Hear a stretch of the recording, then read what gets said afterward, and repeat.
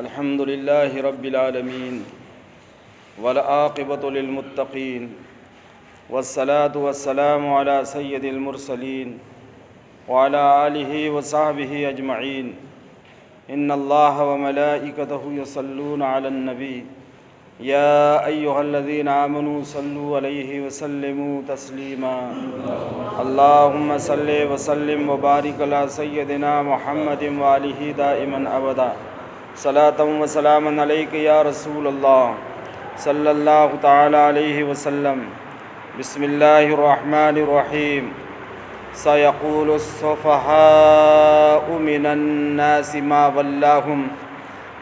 ولاهم عن قبلتهم التي كانوا عليها قل لله المشرق والمغرب يهدي من يشاء إلى صراط مستقيم۔ اب کہیں گے بیوقوف لوگ، کس نے پھیر دیا مسلمانوں کو ان کے اس قبلے سے جس پر تھے؟ تم فرما دو کہ پورب پچھم سب اللہ ہی کا ہے، جسے چاہے سیدھی راہ پر چلاتا ہے۔ اللہ کی توفیق اور اس کے مدد کے تحت سورۃ البقرہ شریف کی 141 آیات جس پر پہلا سپارہ مشتمل ہے وہ مکمل ہوئی، اور آج دوسرا سپارہ آیت نمبر 142 جو سورۃ البقرہ شریف کی ہے اس کی تلاوت کرنے سننے کا شرف ہمیں حاصل ہوا۔ اب تک اس کا تعلق پچھلی آیات سے کچھ اس طرح ہے کہ پچھلی آیات میں اب تک یہود و نصارہ کا جو اعتراض تھا اور ان کا جو ہدف تھا وہ حضور کی ذات مبارکہ تھی۔ اب اس آیت کریمہ میں یہود و نصارہ کا جو اعتراض ہے وہ حضور کی ذات سے ہٹ کر قبلے پر ہے۔ ہوا ایسے کہ اللہ کے رسول صلی اللہ علیہ وسلم ابتدائی دنوں میں یہ خانہ کعبہ حضرت آدم سے لے کر موسیٰ علیہ السلام تک خانہ کعبہ قبلہ رہا۔ انبیاء اسی طرف منہ کر کے نماز پڑھتے رہے۔ اس کے بعد بیت المقدس کی تعمیر ہوئی تو اس کے بعد کے انبیاء نے بیت المقدس کی طرف رخ کر کے نماز پڑھی، یہاں تک کہ حضور پاک صلی اللہ علیہ وسلم کا مبارک زمانہ آیا تو آپ نے بھی 17 مہینے تک بیت المقدس کی طرف رخ کر کے نماز پڑھی۔ اس کے اول بھی یعنی نماز فرض ہونے کے بعد اس کے پہلے بھی حضور بیت المقدس کی طرف ہی رخ کر کے نماز پڑھتے رہے۔ اب اللہ تبارک و تعالیٰ نے قبلہ بدلنے کا حکم فرمایا۔ پہلے ایسا ہوتا تھا، یہود و نصارہ اعتراض کرتے تھے، اللہ تعالیٰ حضور کو اس اعتراض کا جواب بتاتا۔ اب ایسا ہو رہا ہے کہ ابھی اعتراض ہونے کا ہی ہے اور حضور کو جواب بتا دیا جا رہا ہے کہ اب ہم جو تحویل قبلہ کا حکم فرمائیں گے، قبلہ بدلنے کا جو حکم فرمائیں گے تو اس پر لوگ کیا کہیں گے؟ مشرکین مکہ کیا کہیں گے؟ یہود کیا کہیں گے؟ نصرانی کیا کہیں گے؟ اب اس کا جواب پہلے ہی سے اللہ تعالیٰ نے اپنے حبیب پاک صاحب لولاق صلی اللہ علیہ وسلم کو تعلیم فرما دیا۔ تحویل قبلہ یعنی قبلہ بدلنے کا جو معاملہ ہے، سبحان اللہ، لوگ کہتے ہیں کہ حضور کو کیا اختیار ہے اور حضور کی ذات کیا بات ہے؟ ایسا نہیں ہے۔ اول آخر میں، دنیا اور آخرت میں اگر اللہ کو کوئی چیز مطلوب اور منظور اور پیاری ہے تو وہ صرف اس کے حبیب کی ذات ہے۔ دنیا میں بھی اللہ اپنے حبیب کی رضا اللہ کو مقصود ہے، اور آخرت میں بھی اپنے حبیب کی رضا ہی مقصود ہے۔ دنیا کے اندر اللہ کو اپنے حبیب کی رضا مقصود ہے، اس کی بہترین مثال یہ ہے کہ حبیب کی رضا کے لیے اللہ تعالیٰ نے قبلہ تبدیل فرما دیا۔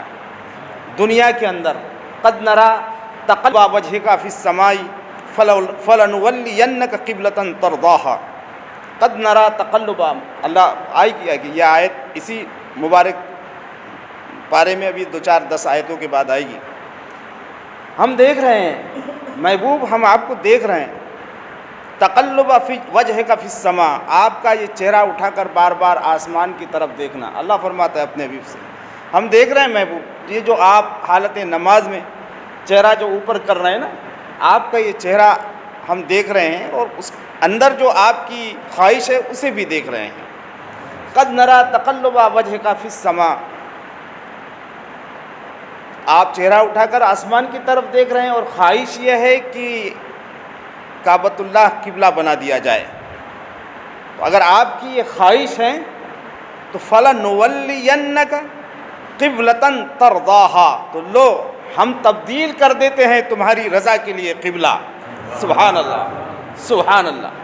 دنیا میں حضور کی خواہش کا اللہ رب العزت نے یہ مقام بتایا ہے، اور آخرت میں وَلَسَوْفَ يُعْطِيكَ رَبُّكَ فَتَرْضَىٰ، ان قریب اللہ آپ کو اتنا دے گا اے محبوب کہ آپ راضی ہو جاؤ گے۔ تو دنیا میں بھی اپنے حبیب صلی اللہ علیہ وسلم کی رضا چاہتا ہے، اور آخرت میں بھی اللہ اپنے حبیب کی رضا چاہتا ہے۔ جو کچھ ہے دنیا اور آخرت میں وہ صرف اس کے حبیب کی رضا ہے۔ وہاں پر ایک جگہ اور قرآن عظیم میں ہے کہ جب تم گناہ کر لو اپنی جانوں پر تو اے محبوب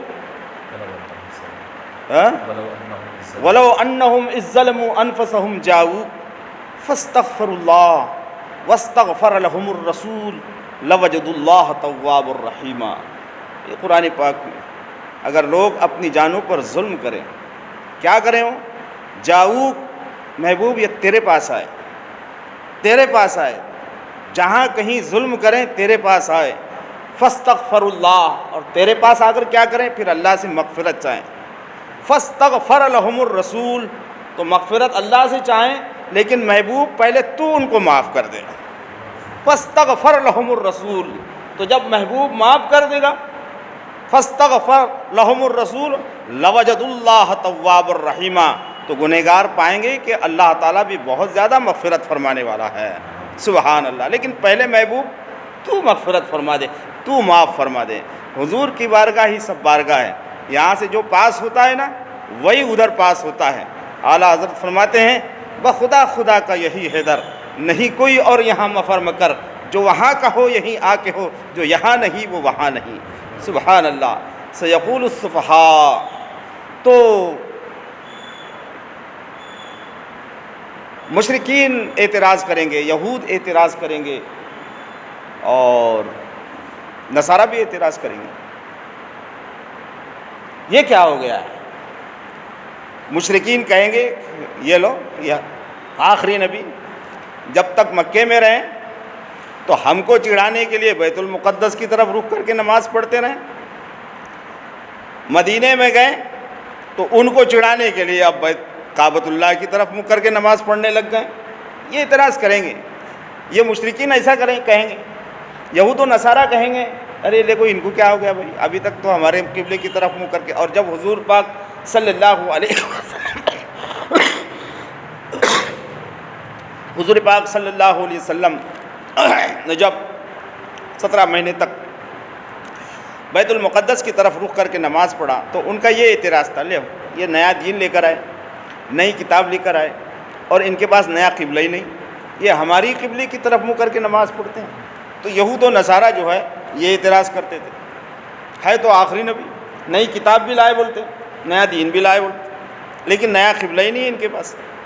یہودی بھی یہی اعتراض کرتے ہیں اور عیسائی بھی یہی اعتراض کرتے ہیں۔ جب تحویل قبلہ کا حکم ہو گیا اور اللہ کے رسول صلی اللہ علیہ وسلم نے حالت نماز میں، وہ بھی آیت آئے گی ابھی، حالت نماز میں قبلے اپنی نماز کا ڈائریکشن بدل دیا۔ حضور ظہر کی نماز بیت المقدس کی طرف رک کر کے نماز پڑھ رہے تھے، اور عین حالت نماز میں وہ آیت مبارکہ اتری، اور حضور نے حالت نماز ہی میں، جبکہ ظہر کی 2 رکعت نماز حضور پڑھ چکے تھے، اور عین حالت نماز ہی میں حضور نے قبلے کی ڈائریکشن بدل دی۔ اللہ اکبر کبیرہ، اس کا تفصیل آئے گی۔ تو اور 2 رکعت نماز پھر کعبۃ اللہ کی طرف رک کر کے پڑھی۔ اب شروع ہوا، لو آج تک تو یہ ہمارے قبلے کی طرف رک کر کے نماز پڑھ رہے تھے، اب ان کو کیا ہو گیا؟ اب بولتے انہوں نے قبلے کو اپنا کعبے کو قبلہ بنا دیا۔ بہرحال یہ دنیا ہے، بولتی ہے۔ اللہ رب العزت نے، اور پھر یہود و نصارہ کا خود حال ایسا تھا کہ وہ جو بیت المقدس ہیں اس کے مغربی حصے کو یہودی مقدس جانتے تھے، وہ آج بھی دیواریں گریا وہاں پر جا کے روتے گاتے ہیں، سر پیٹتے ہیں وہاں پر۔ اس کے ایک حصے کو جو ہے یہودی، مغربی حصے کو جو ہے یہودی مقدس مانتے تھے کہ یہاں حضرت موسیٰ علیہ السلام کی دعا قبول ہوئی۔ اسی بیت المقدس کا جو مشرقی حصہ تھا تو یہودی مغربی حصے کی طرف رک کر کے نماز پڑھتے تھے۔ نصارہ اپنی عبادت بیت المقدس کے مشرقی حصے کو انہوں نے اپنا قبلہ بنا لیا تھا۔ ان کا عقیدہ یہ تھا کہ وہ حضرت جبریل علیہ السلام نے حضرت مریم رضی اللہ تعالی عنہا کو یہی بیٹا عطا فرمایا تھا، اذ انتبذت من اہلہا مکانا شرقیہ۔ تو حضرت جبریل نے حضرت مریم رضی اللہ تعالی عنہا کے کان میں یہی پھونک ماری تھی، اس لیے انہوں نے اس حصے کو قبلہ بنا لیا تھا۔ تو یہودیوں کے لیے مغرب تقدس مآب اور عیسائیوں کے لیے مشرق تقدس مآب۔ انہوں نے ایسا سمجھ رکھا تھا کہ مشرق اور مغرب یہ جو سمتیں ہیں، ان سمتوں ہی میں کچھ خاص ہے رکھا ہوا ہے، برکت۔ اللہ رب العزت نے اس کا رد فرمایا، برکت نہ مغرب میں ہے، نہ مشرق میں ہے، نہ شمال میں ہے، نہ جنوب میں ہے، یہ ساری سمتیں اللہ رب العزت کے لیے ہیں، ساری سمتیں اللہ رب العزت۔ فرمایا سیقول السفہاء، ان قریب یہ بیوقوف کہیں گے جنہوں نے تحویل قبلہ پر اعتراض کیا، صحابہ کے عمل پر اعتراض کیا، حضور کے عمل پر اعتراض کیا، اللہ نے ان کو بیوقوف کہا ہے۔ معلوم ہوا جو اللہ کے نیک بندوں کے کسی عمل پر اعتراض کرتے ہیں وہ بیوقوف ہوتے ہیں، اور انہیں بیوقوف کہنا، ان کی بیوقوفی کی، لوگوں کے بیوقوفی کی سب سے بڑی علامت یہ ہے کہ وہ اللہ کے پیاروں کے عمل پر اعتراض کرتے ہیں۔ آج بھی اگر بیوقوفوں کو دیکھنا ہے اور سمجھنا ہے تو بیوقوف کون ہے، تو بیوقوف وہ ہے جو کبھی امام اعظم ابو حنیفہ کی تقلید کرنے پر اعتراض کرتے ہیں، جو خواجہ اجمیر کے کسی عمل پر اعتراض کرتے ہیں، جو امام شافعی کے امام ہونے پر اعتراض کرتے ہیں، جو صحابہ اکرام رضوان، جو شیعہ حضرات ہیں وہ صحابہ اکرام کے عمل پر اعتراض کرتے ہیں، جو رافضی اور جو خارجی ہیں وہ اہل بیت اطہار کے عمل پر اعتراض کرتے ہیں۔ تو بیوقوف وہی ہوتا ہے جو اللہ کے پیاروں کے عمل پر اعتراض کرتا ہے۔ اس لیے فرمایا سیقول السفہاء، ان قریب یہ اے محبوب ان قریب یہ بیوقوف لوگ کہیں گے۔ جو بات آئے گی انشاءاللہ آگے بیان ہوگی۔ اللہ رب العزت ہم یہیں آج کے اس خلاصے کو ختم کرتے ہیں۔ اللہ تبارک و تعالی خیر فرمائے اور ہمیں قرآن و سنت کو صحیح طور پر پڑھنے سننے کا شرف عطا فرمائے۔ اللہم ربنا تقبل منا انک انت السمیع العلیم، ربنا وتب علینا انک انت التواب الرحیم، اللہم انک عفو تحب العفو فاعف عنا یا رب العالمین۔ ان اللہ ملائکتہ یصلون علی النبی يا أيها الذين آمنوا صلوا عليه وسلموا تسليما اللهم صل وسلم وبارك على سيدنا محمد وآله دائما أبدا سبحان ربك رب العزة عما يصفون وسلام على المرسلين والحمد لله رب العالمين بحق لا